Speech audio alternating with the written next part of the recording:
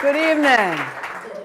Have you ever felt that unexpected, overwhelming wave of emotion that just washes over your body and you can't think anymore and you just react in an automatic second? I call that when we're triggered and something is pushing our buttons. Now, sometimes when we're deeply triggered, we can respond pretty effectively, even without thinking. But if you're like me, it's happened 2, maybe 3 times in my entire life. Most of the time when we're triggered, we react in ways that have negative consequences for ourselves and for others.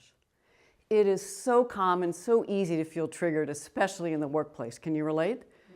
See if you can relate to these 3 quick ideas. Have you ever been in a meeting and your supervisor is talking about a project that you worked long and hard on and then starts taking all the credit for your work? Have you ever been overlooked for a promotion and you realize the person they hired was younger than you and someone that you've been mentoring and supervising for several years? Or you were chastised for speaking up in a meeting, just raising your voice, asking a question, when people who look like, talk like, and act like the boss get rewarded and praised for that same behavior and told they've got leadership potential. Now, you're probably thinking about other times you felt triggered, am I right? And so in those moments, have you ever felt any of these 4 stress reactions? They're all ineffective. Have you ever gone into fight mode when that anger comes up over you and you just say things without a filter and later you're like, ooh, I shouldn't have done that? Or you move into the flight mode. You get so scared you shut down and you're so scared you're like, just get me out of here. Now, I often freeze, the deer in the headlight. Anybody else? Thoughts, feelings are swirling so much, just overwhelming, and I don't know what to do. And then the 4th one is a new one I've been talking about lately, and that's flounder. You're like, all right, I'm going to do something. You try something, that doesn't work. You try something else, that doesn't work. And you end up stumbling around, incredibly ineffective. It doesn't have to be this way. Even when we're deeply triggered, we can react very effectively, advance the goals of the organization, and help people learn and grow. But it takes a lot of skills. And most of the time, we say things we later regret. And so, I'd like us all to take a deep breath, because that's one of the first skills. Because when we don't breathe and we say things we regret, we often escalate the tension and all of the dysfunction in the room. We often find we damage relationships that are very hard, trust me, very hard to repair in the workplace. And we undermine our core values and the organizational goals. Now, I find that stories help me take concepts and really learn them. So I want to tell you a story about one of my clients, Julie. And this is going to be a before and after story where she was really knocked out for her game in a triggering event. She called me up and told me about how she'd been really anxious. She had to go do a presentation for her vice president in the boardroom, no less. And she was nervous because he was a tough guy to work with. And so she'd planned it out. She planned to get there 15 minutes before so she could get all settled in the room, get her slides, go over them. And so she gets up the boardroom door, she opens the door, and her first shock is she sees her vice president there. He's never there on time. But she takes a deep breath. She knows he's talking to somebody. So she goes in, she looks over, he's talking to Mike. Now, she had invited Mike to the meeting, somebody that she supervises. She was trying to give him a little help in his career, but she never expected him to get there before she was there, and she soon realized she never expected him to start talking about the project before she even got in the room. So she was already pretty triggered by the time she sat down, but she took another deep breath, got her slides all set up, did a little chit-chat, small talk so she could get centered, and she started. Now, she was a little shaky when she started, but after a while, she got in the flow, and she was feeling pretty good. And she knew the next section would really nail it. 4 key points to show how the organization is going to benefit and how this leader is going to look good. And so she's moving in that section, and then out of blue, the vice president abruptly interrupts her, says, I don't like that idea, turns to Mike, her direct report, and said, Mike, how are you going to fix this? Well, she is just overwhelmed and furious. This wave is just washing her all away. She looks over at Mike.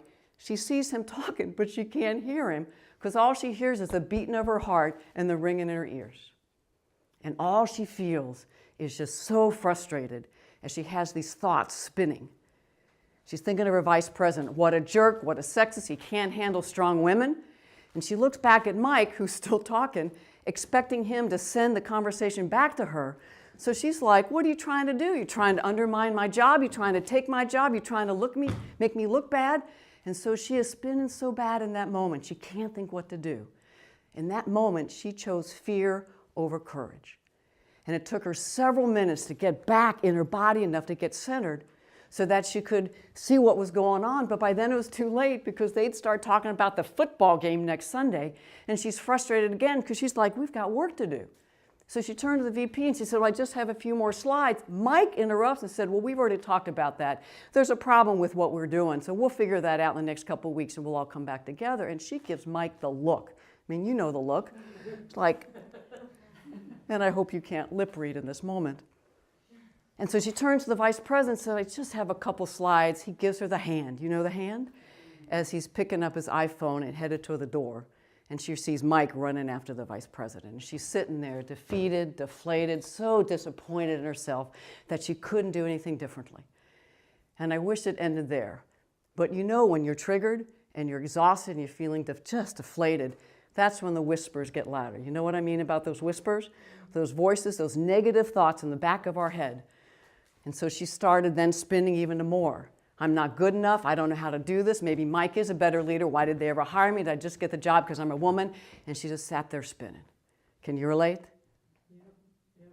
But it didn't even stop there. She had 2 more meetings that afternoon. She told me I think she remembers being in the meeting, but she said I wasn't present. I had this whole emotional cloud and fog, and I just was spinning, doing the woulda, coulda, wish I had, just replaying it over and over. And she got home and she told the story to her partner, and she found at the dinner table she was really snippy and snappy with the kids. And when her partner tried to say, come on, then she was just really mad at them and just ruined the whole evening. Tried to go to sleep, but she couldn't sleep. She was restless all night. So when she finally got to sleep and woke up a few hours later, she had an emotional hangover, went back to the office, but had no energy to be there. Who can relate in the room? When we are deeply triggered, we cannot control other people. But with some skills, some focus, we can learn how to know we're triggered, navigate our emotions, and choose a different response, take back our power to shift those negative dynamics in the workplace. I used to believe that all I needed, just like Julie, was a few more tools in my toolkit. When someone says something inappropriate, cuts me off, is rude, what do? But you see, Julie had those tools. She was a senior leader.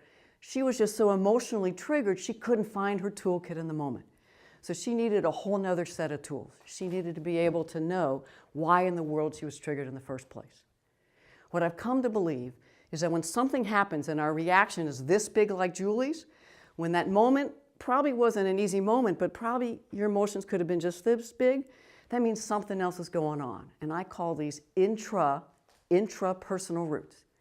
Things in our past, things in our current life that are built up, and they're fueling why our reaction gets so big. Now, Julie didn't understand that when we first talked, but as I asked her some questions, she's like, oh, I think there was something else going on for me. So I had her take a deep breath and close her eyes, and I asked her just to sit with herself as I asked her a couple questions. And I asked, so who does the vice president remind you of?